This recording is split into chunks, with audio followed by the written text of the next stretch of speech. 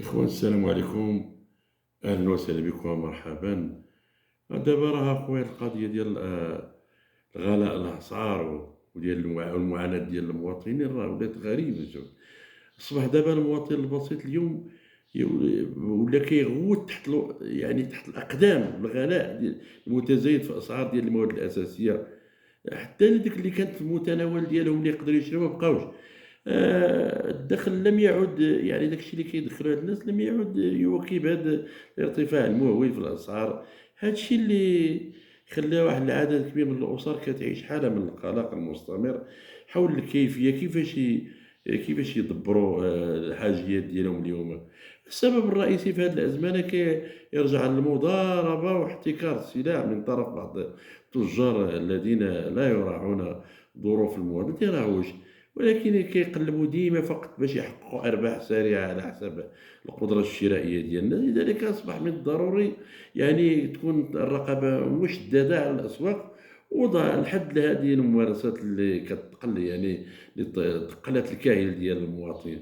وحنا كنتهضروا على الخضرة ونهضروا على اللحم ونهضروا على العود، ولا دابا مابقاش من المتناول ديال الجميع في الوقت اللي كان المغربي كل ما فين ما مشى للسوق تيعمر، فدابا بقى تيدي معاه 4000 ريال ما تيجي من دجاج. الموضوع الثاني هو داك المضاربة ديال أولا في الأسواق والأثر ديالها. لا شك أن المضاربة في الأسواق أصبحت واحد الظاهرة اللي هي مقلقة تقريبا، كتأثر بشكل مباشر على الاستقرار ديال الأسعار. وبعض الوسطاء هاد السمسارة هاد الموسخين هاد المضاربين كيستغلوا هاد يعني الشناقة بصفة عامة، كيستغلوا الحاجات ديال الناس لهاد المواد الأساسية وكيرفعوا من الأسعار ديال تيرفعوا من الأسعار بشكل غير مبرر. هادشي كيخلق بحال هادشي اللي واقع دابا في البصلة وواقع في مطيشة وواقع في بطاطا، ولا هادشي هادشي يخلق واحد الحالة من الفوضى في السوق. هاد الممارسات ماشي كتضر غير بالمواطن بوحدو، ولكن تضر كذلك بالاقتصاد وبالثقة ديال الناس في المنظومة ديال السوق.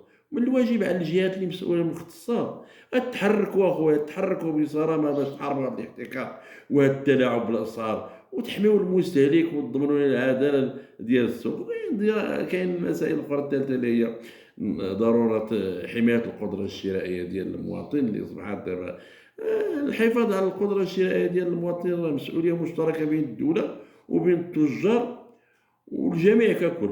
المواطن البسيط لا يمكن أن يبقى ديما ضحية دائمة لجشع بعض دوك المضاربة، دوك الناس هادو كروشهم صحاب الكروش المنفوخين الكبار اللي ما تيشوفوا البنات فيهم غير الفلوس، اللي كيلهثوا هاد الناس وراء الربح السريع بلا ما يعبروا ولا ما يعطيو حتى شي اعتبار داك البُعد الإنساني ولا الاجتماعي.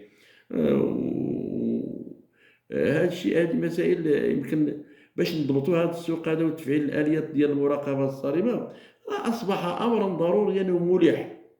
كما يجب نشر الوعي لدى المواطنين بعدم الانسياق وراء الطابور في الشراء. الحاجة اللي جاتك غالية للمواطنين ما تشريهاش قاطعة يا صاحبي، قاطعة، خليوها لأمهم تخنز، خلي لهم الحوت يخنز، خليو لهم داك اللحم يخنز، خليو لهم الخضرة تخسر، وراه غادي يرجعوا وراهم. وانتم كتخاطفوا بحال كاين بوهيوف الله يجعل السلامة. يلا الإخوان السلام عليكم، نكتفي بهذا القدر هذا إلى مرة قادمة إن شاء الله.